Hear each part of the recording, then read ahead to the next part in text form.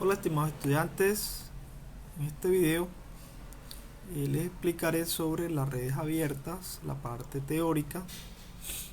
Básicamente, ¿qué es una red abierta? Aquellas que no tienen circuitos cerrados, eh, donde se dan estos casos, por ejemplo, cuando hay redes interconectadas, redes donde hay varios tanques interconectados en la distribución de agua en un acueducto. Eh, por ejemplo, la red contra incendios en una edificación son ramificados. No, es decir, en muchos casos no presentan redes, o de hecho no presentan circuitos cerrados. En los sistemas de riego también, las tuberías principales interconectadas con las secundarias. Y, por ejemplo, las redes internas de abastecimiento de agua en una vivienda, generalmente cerrada. O sea, es decir, del tanque, por ejemplo, elevado, se distribuye a cada una de las unidades sanitarias, donde se consume agua, por supuesto. Entonces, acá vemos, esto es una red abierta, acá no vemos ningún circuito cerrado, lo vemos ramificado. Entonces vemos acá cuatro embalses. En este caso es el problema de red de distribución, donde el embalse A alimenta al embalse B, C y D. Entonces, a través de estos tramitos, por ejemplo, el ramal A U1, U1B, U2C.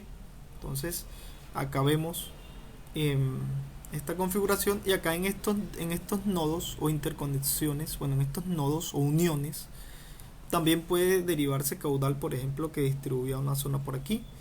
Y estos tanques B, C y D pueden también distribuir agua a unas comunidades que estén por esta zona, otro por esta zona. Esto es muy común en distribución de agua potable.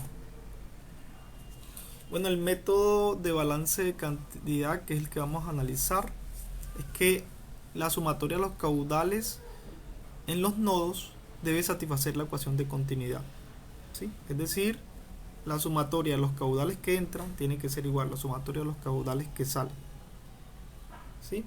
Y en cada uno de los embalses o tanques se debe suministrar pues el caudal que se demanda. Por ejemplo, estos caudales que están demandados por cada respectivo embalse. Bueno, acá lo que se basa es determinar diámetros o caudales en las tuberías, ¿sí? Teniendo en cuenta condiciones de flujo que no varíen el tiempo, y verificar que se cumpla esa conservación de continuidad o de la masa. Es decir, que la sumatoria de los caudales que entran es igual a la sumatoria de los caudales que salen. Entonces acá vemos este mismo esquemita. Acá vemos las líneas piezométricas. Acá el embalse A, vemos las direcciones del flujo de A a U. De esta unión, acá hay una única unión y cuatro embalses. ¿Y cuántos ramales? 1, 2, 3, 4 ramales. AU, UAB, UAC y UAD. Entonces, por ejemplo, acá en esta unión, en esta única unión, ahí puede haber un caudal para otra distribución. Acá vemos que cada embalse tiene un caudal demandado, es decir, un caudal que consume una población que se abastece de ese tanque, y que el A proporciona flujo para esos tres embalses, B, C y D. Vemos las líneas piezométricas, acá vemos, la cota piezométrica, y vemos la línea de gradiente. Vemos que esto tiene una caída debido a las pérdidas de energía. Listo. Bueno, las ecuaciones de pérdidas de energía para cada ramal, entonces va a ser igual, o sea, la diferencia de altura topográfica, por ejemplo, entre este A y esta unión, por ejemplo, se puede demostrar por Bernoulli que corresponde a las pérdidas por frisiones, a la sumatoria de pérdidas por frisiones más sumatoria de pérdidas menores en esos ramales.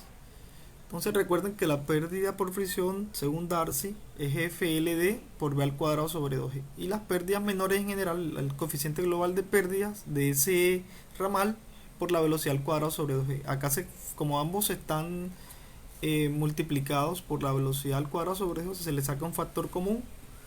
Eh, Acá lo que se hace es que este 2G se distribuye tanto para este término como este término en el denominador, si lo ven acá.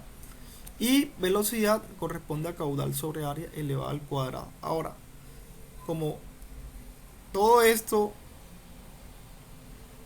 que está en rojito, como que el área depende del diámetro, F depende de la rugosidad, también del Reynolds.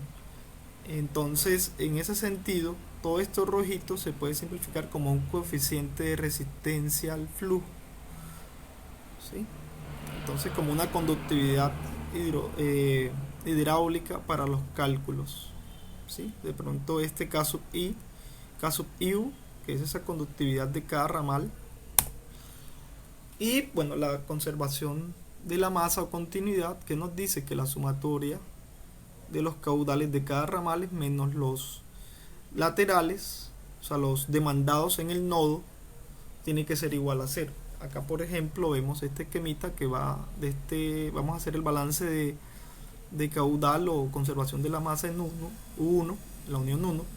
Vemos que el caudal va del embalse 1 al embalse 2 a través del ramal U1. Y en este 1 llega la tubería U1, ese tramo, llega a U1. Acá sale un caudal demandado, por ejemplo, de 2 litros por segundo. Y acá llega o sale este caudal de la unión 1 al embalse 2. Entonces el balance de caudal que nos dice que sería lo que entra al nodo positivo, sería caudal de este tramito, menos, bueno, esta sumatoria, pero son negativos aquellos los que salen, aquellos ramales que salen. Por ejemplo, ¿cuál sale del ramal? Sale 1, 2, entonces sería menos. Esto sería el término de acá. Positivo, los que llegan al nodo, que sería 1, U1, que sería positivo, y el que sale sería menos 1, 2, o sea, este ramal, por eso es negativo. Y se le resta el demandado en el nodo, entonces este demandado QL1 se resta y eso es igual a 0. Entonces ustedes de aquí despejan, por ejemplo, si conocen el del tramo o el que proporciona 1 al nodo 1, que es 20 litros por segundo, y se sabe que se necesitan o se demandan 2 litros por segundo, nosotros podemos calcular cuál sería el caudal que llega acá al embalse 2.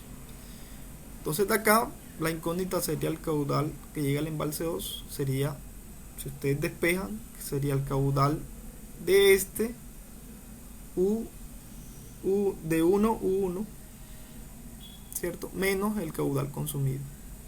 Entonces si usted ven, sería 20 U1 es 20 menos L1 sería menos QL1, que es 2 litros por segundo, sería 20 menos 2 sería, van a llegar acá a 18.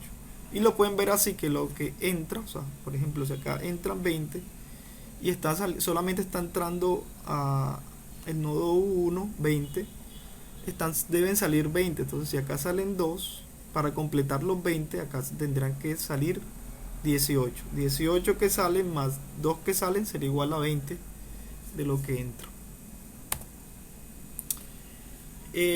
Estas son las dos ecuaciones de diferencia de altura piezométrica a través de la sumatoria de las pérdidas y la conservación de la masa. Entonces los problemas que se resuelven son comprobación de diseño, calcular los caudales que llegan a cada embalse o cada tramo, a través de cada tramo, el cálculo de la potencia de redes abiertas. Sin embargo, este problema en redes de distribución no es tan común porque los embalses, la ubicación de los embalses generalmente no se determina, sino que ya están dados dependiendo de las condiciones topográficas. Entonces para esas, no sé, yo defino, por ejemplo, en una cota de 50 metros sobre el nivel del mar, ya está dada donde va a estar ubicado ese tanque, ya esa cota está dada. Entonces lo que hay que hacer es calcular caudales y diámetros al dimensionamiento. Sin embargo, es común en redes que se coloquen bombas para incrementar el caudal. Entonces más adelante se hace un ejemplo, o en el libro de Saldarriaga se ilustra un ejemplo de el cálculo de bombas en redes abiertas. El diseño de redes, que es calcular los diámetros en cada ramal, y este último problema, que es el de calibración de redes, es un tema avanzado que se abordará en una hidráulica un poco más avanzada. Muchísimas gracias. En los próximos videos relacionados con este tema les explicaré sobre los problemas de comprobación de diseño y diseño de redes abiertas. Muchísimas gracias, estaré atento a sus inquietudes, que estén muy bien.